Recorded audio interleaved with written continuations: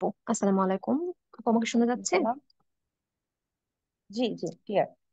আচ্ছা আপু, হ্যাঁ, আমার প্রশ্নটা যেটা আসলে এই যে ট্রাম্প বললো, হ্যাঁ, যে তারা প্যালেস্টাইনকে টেক ওভার করে নিবে এবং কেন তারা এটার আসলে অর্থনৈতিক উন্নয়ন ঘটাতে চায়।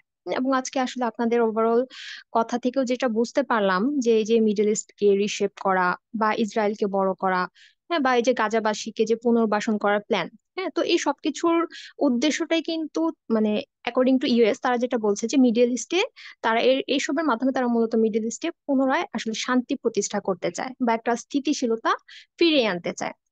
তো আসলে আমার প্রশ্নটা ছিল যে এই প্ল্যান গুলাকে যদি এক্সিকিউট করা হয় বা এটা যদি সফল হয়, তাহলে কি আসলেও এই মিডল ইস্টে যে একটা অশান্ত অবস্থা এখন, হ্যাঁ, তো সেই জায়গায় কি আসলে আমরা শান্তিটা দেখতে পাবো কিনা বা সেখানে কি আসলে স্ট্যাবিলিটি আসবে?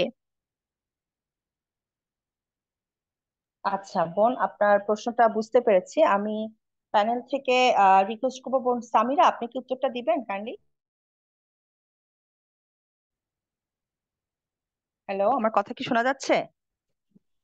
প্যানেল থেকে এনিওয়ান, আপনার কি একটু আচ্ছা। উত্তরটা দিবেন?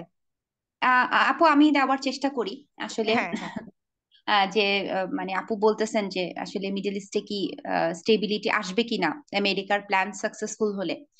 তো আপু এটা শুনে আমার কাছে আসলে একটা আয়াতই মনে পড়ছে, সূরা বাকারার 11 নম্বর আয়াত, যে আল্লাহ বলতেছেন যে যখন তাদেরকে বলা হয় যে তোমরা পৃথিবীতে অশান্তি করো না, তারা বলে যে আমরাই তো শান্তি স্থাপনকারী।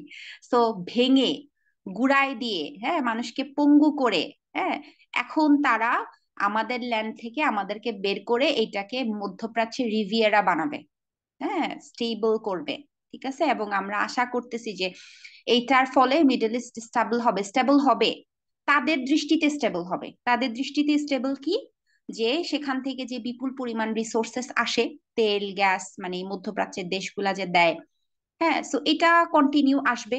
হ্যাঁ, এখানে তারা ইসরায়েলকে স্বীকৃতি দিবে।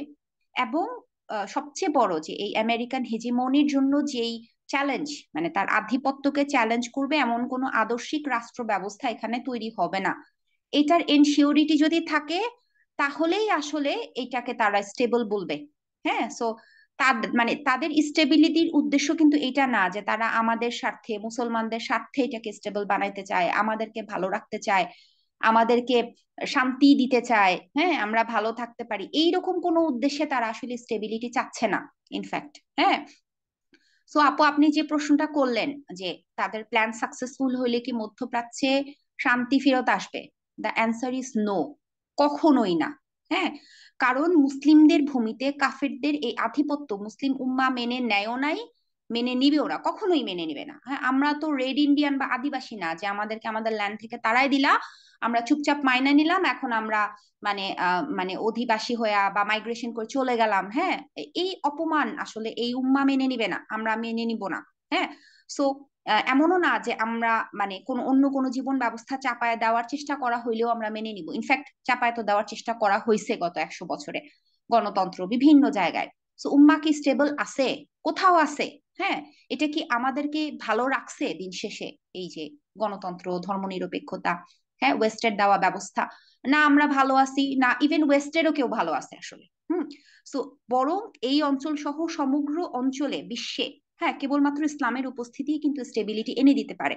হুম, কেবলমাত্র ইসলামী আদর্শকেই রাষ্ট্র বাস্তবায়ন করার মাধ্যমে আসলে এখানকার মানুষ শান্তি পাবে। হ্যাঁ, এবং শান্তি যেটাকে আসলে ট্রু সেন্সে স্টেবিলিটি বলে। হ্যাঁ, কোনো দারিদ্র নাই, কোনো ক্ষুধা নাই, কোনো অনিরাপত্তা নাই, কোনো বেকারত্ব নাই।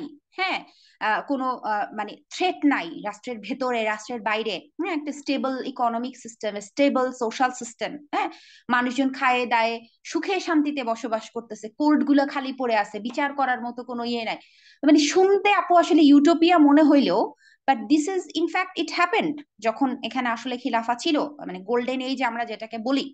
সো এই গোল্ডেন এজ, এই স্টেবিলিটি, এই শান্তি, এটা আসলে কেবলমাত্র তখনই ফুলফিল হবে যখন এই মুসলিম উম্মা কে, মানে মুসলিম উম্মা ইসলাম দ্বারা শাসিত হবে, ইসলামের আন্ডারে ইউনিফাইড হবে। এটা ছাড়া আসলে অন্য কোনো ভাবে আসলে মুসলিম উম্মাকে স্টেবল করা যাবে না। So I hope that clears your answer আপু।